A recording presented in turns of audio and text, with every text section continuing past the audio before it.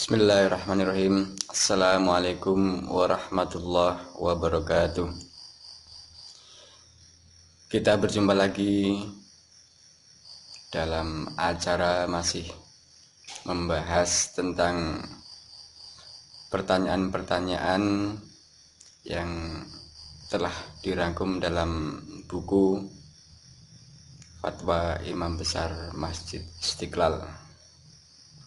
Bagaimana kabarnya sahabat sekalian? Mudah-mudahan kita selalu diberi kesehatan, diberikan ketetapan iman dan Islam, sehingga kita dapat melakukan aktivitas di dunia ini dengan aman, dengan sentosa, dan semoga kita selalu mendapat lindungan dari Allah Subhanahu wa Ta'ala. Amin amin ya rabbal alamin.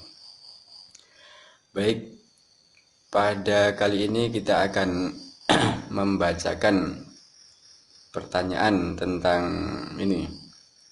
penunggu laut selatan, agak mistis. Ini langsung saya bacakan pertanyaannya. Assalamualaikum warahmatullahi wabarakatuh. Pak Kiai yang terhormat, saya mengimani adanya makhluk ghaib seperti malaikat dan jin.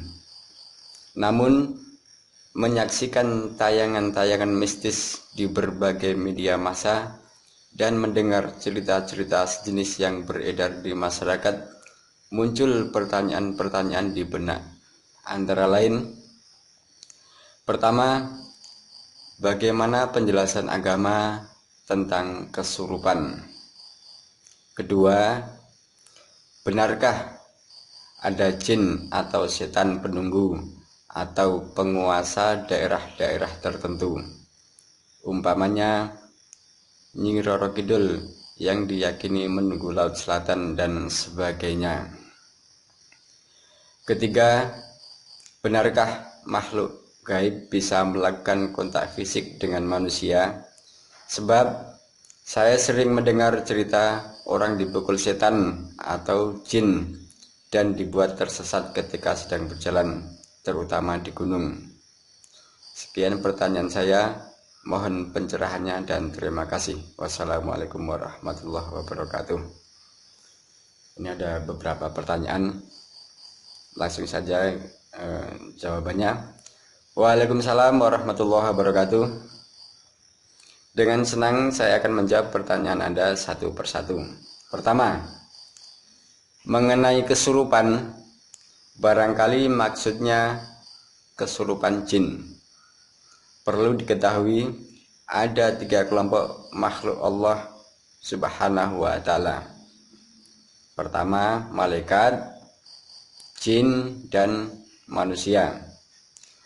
Malaikat itu makhluk ghaib yang tidak dapat dilihat oleh manusia, yang diciptakan untuk selalu taat pada Allah Subhanahu wa Ta'ala.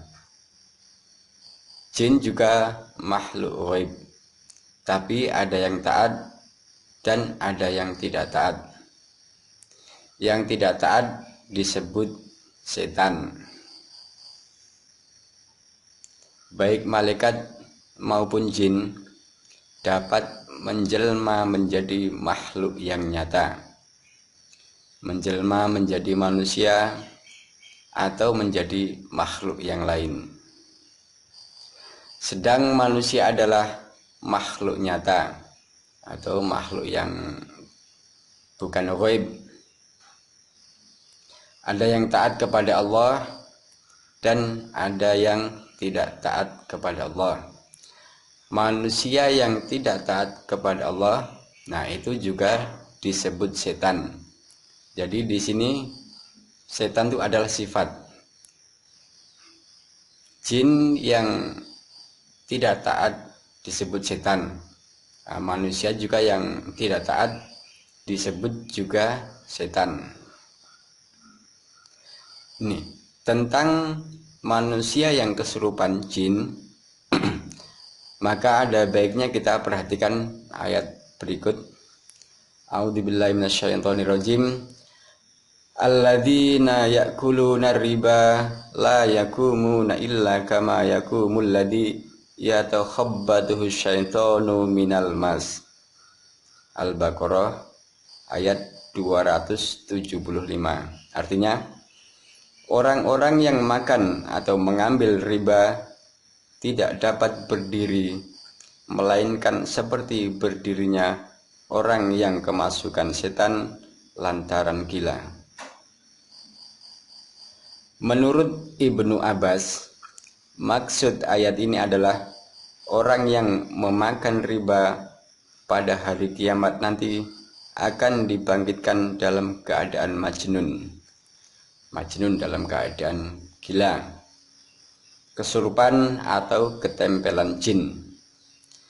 Menurut Imam Al-Syaukani dalam kitab tafsirnya Fathul Qadir, ayat ini menjadi dalil adanya kesurupan jin. Jadi jelas fenomena kesurupan jin itu bisa terjadi dan dibenarkan dalam ayat Al-Quran tadi. Kedua, istilah-istilah seperti Nyai Roro Kidul, Dewi Lanjar, dan lain sebagainya, seperti Nyai Roro Kidul menjadi penunggu Laut Selatan, itu perlu diluruskan. Penunggu atau penjaga Laut Selatan itu ada. Penjaga Laut Utara, Barat, Timur, bahkan penjaga bumi dan langit juga ada. Penjaga langit dan bumi tidak pernah tidur, bahkan mengantuk pun tidak. Seandainya tidur atau mengantuk, maka bumi, langit, dan seisinya akan hancur berantakan. Yang menjaga langit dan bumi adalah yang menciptakannya, yaitu Allah Subhanahu wa Ta'ala. Anda coba perhatikan dalam ayat Kursi. La ta'khudhuhu sinatu wala naum. Jadi, boleh juga kita meminta perlindungan kepada penjaga Laut Selatan atau penjaga Gunung Semeru dengan meyakini bahwa penjaga itu adalah Allah Subhanahu wa Ta'ala. Untuk terkabulnya permohonan kita, sebaiknya kita mengawalinya dengan amal soleh, misalnya dengan bersedekah dan lain sebagainya. Ketiga, bila makhluk ghaib menjelma menjadi makhluk nyata, misalnya jin menjelma menjadi manusia, maka dapat saja terjadi kontak fisik. Namun, jika jin tetap dalam bentuk aslinya, tidak akan pernah terjadi kontak fisik. Maka, istilah manusia ditampar jin perlu dipahami dengan arti lain, misalnya diganggu dan lain sebagainya. Hanya saja yang banyak terjadi, ada seseorang yang misalnya terkena stroke ringan sehingga mulutnya menceng atau miring karena tidak diketahui jelas secara pasti penyebabnya, maka kebanyakan orang mengatakan dia mulutnya ditabok jin. Nah, seperti itu. Demikianlah, mudah-mudahan jawaban ini ada manfaatnya. Wallahu alam. Jadi tadi kita membahas sedikit pertanyaan tentang penunggu Laut Selatan, kemudian makhluk-makhluk gaib dan kesurupan dan lain sebagainya. Itu sudah ada jawabannya tadi. Mudah-mudahan bermanfaat bagi kita semuanya, dan kita akan berjumpa kembali pada pembahasan pertanyaan-pertanyaan berikutnya. Demikian, wallahul muwaffiq. Wassalamualaikum warahmatullahi wabarakatuh.